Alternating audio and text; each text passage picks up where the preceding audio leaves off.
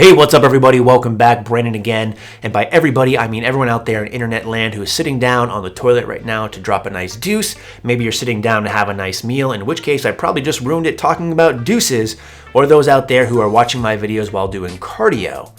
And really a big bravo to anyone out there who's able to do all three of those things all at once. That would be truly impressive, yet I have a feeling it'll be pretty sloppy as well, but good work nonetheless. What I want to show you today is my typical training on a Wednesday, as well as talk about just something I've been seeing on a lot of these videos since I've been training at home, and that is a question in regards to, is it hard to find motivation to train at home? So I will address that. Before I do so, I want to show you again this training footage and talk about it.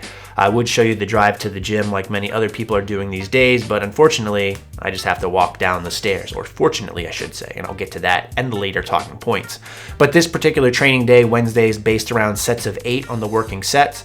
So for this particular day, what we had was 4 sets of 8 high bar paused squats with 285 pounds, and you probably guessed right with that 4th set being an AMRAP. So if you haven't done AMRAP high bar pause squat yet, you're fucking really lucky, but this kicked my ass in a very good way. So from there, we moved on to close grip bench press, 5 sets of 8 this time with 225 pounds. And again, you guessed it, AMRAP on that 5th and final set. To really add to the volume after we did that, we moved on to 4 sets of 8 for competition style bench with a 2 count pause. At least in this case, we were able to drop the weight to around 185 pounds. And you can probably tell from my ridiculous looking outfit this time that my elbows have been bothering me a little bit. So we've been doing tons of pressing movements 3 times a week, lots of volume.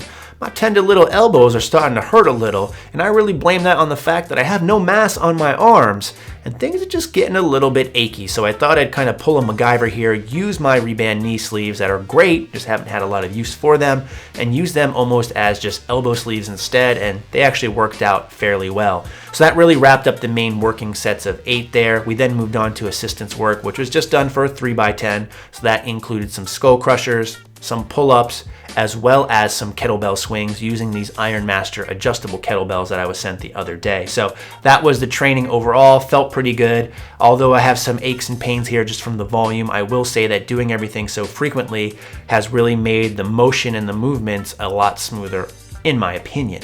So now that you know what you're going to be seeing in the background, let's get back to the topic at hand and talk about, is it hard for me to find motivation training at home?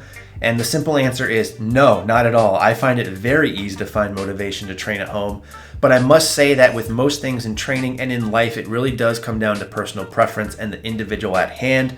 So just because these things work for me might not mean they will work for you. So feel free to leave in the comment section below if you disagree or there's anything that I just happen to leave out.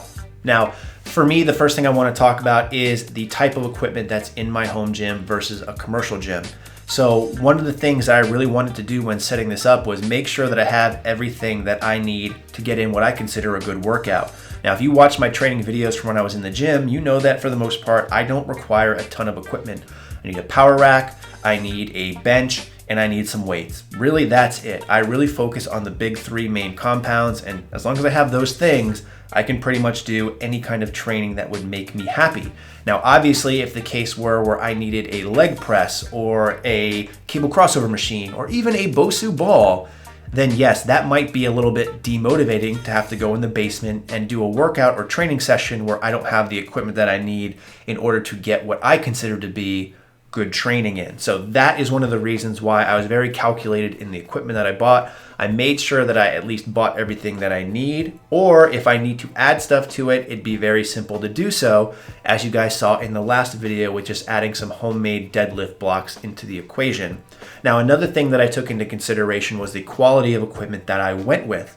So if you watched my video about how much my home gym setup cost, a lot of people gave me a lot of flack for going above and beyond what they would consider rational in terms of spending money on equipment. You know, why did you go with the Rogue Rack? You could have got a squat stand for cheaper. Why'd you go for those competition style bumpers? You could have got iron plates off of Craigslist. And while I do agree you could have done that, that would not have made me happy, and that is one of the things that motivates me to go downstairs in the basement and train. The fact that I have a very, what I would consider, high level quality of equipment available to me In fact, higher than I had at the commercial gyms I was going to. That is a very motivating factor for me. So what many people didn't take into consideration on that home gym cost video is the fact of convenience and just the luxury of having everything I wanted right there at my fingertips, more than made up for the cost initially of what it would take to get that equipment in my basement itself. And I think this plays into another common comment that I get in regards to people finding it necessary to leave their house and go to a physical gym in order to find motivation to train. For some reason, they just can't do it if it's within their own home confines. Now, given the reasons that I just gave you, that's not the case for me. And another thing that really plays into that is the convenience factor. So being able to train whenever I want is very appealing to me. So for my daily job, I have to drive over an hour each way. So in some days it takes me 2.5 hours round trip to get to work. And that really takes a big chunk out of my time when you consider sleeping, when you consider spending time with the wifey, whatnot. I don't have a ton of time to train.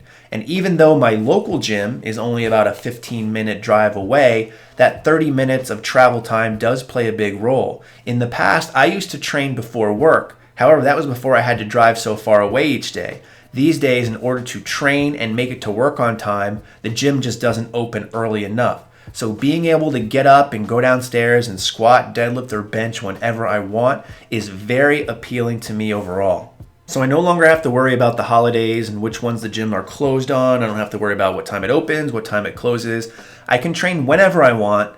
And I can also train whatever I want. So I know a lot of you guys that go to commercial gyms, you have been yelled at for deadlifting, maybe doing something you're not supposed to, or as you guys are probably well aware, around New Year's, you get a lot of people in the gym, new people that just take up space. So don't have to wait for squat racks, don't have to wait for somebody to be done with the bench, don't have to work in with anybody, don't have to worry about having to clean up other people's messes. It's just all on me, and I really look forward to that. Now, obviously there is some downside about training alone, namely I could potentially kill myself if I fail on a lift, but that's why I made sure to invest in some spotting equipment, as well as I don't have anyone necessarily stronger than me to look up to. And I know there's been some research or some talk about training with stronger individuals and does that help you progress.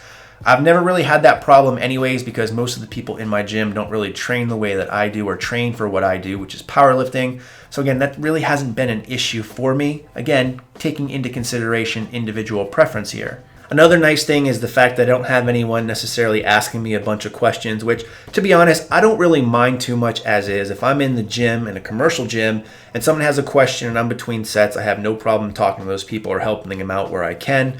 However, I have had people come up and try to talk to me in between actual sets or walk in front of me, get in the way, whatever it may be. I no longer have to deal with that. Another nice thing is I never have to deal with shitty gym music ever again. I can go and play whatever music I want, as loud as I want, and not get yelled at for using chalk or using chains or making a lot of noise. I do whatever I want.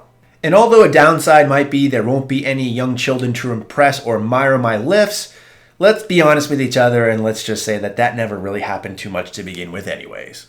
And finally, probably last benefit for me, at least training at home, is the fact that I do make these YouTube videos. It's very easy for me to set up lighting, set up extra cameras, have microphones in place if I want to do a tutorial while in the gym. I feel like I'm not really taking up anyone's space but my own. I'm not bothering anybody. So before, I was really always aware of everything going on around me, and I tried to be courteous of the other people training, whether it be not including them in clips or not setting up my camera that's going to take up space. I now have the luxury of pretty much, again, doing whatever I want, which is pretty fucking sweet. So as far as that goes, finding motivation to train at home for me, if anything, it's never been higher because, again, I'm really hitting on all the things that I'm looking for in a gym and in a training session. So let me know what you think about that, again, in the comment section below. And of course, before we go, what would this video be without an NASM mention? So the National Academy of Sports Medicine is still offering that 2-week free trial. It seems like it's been going on forever, but it is a great deal if you're looking at getting to be a certified personal trainer.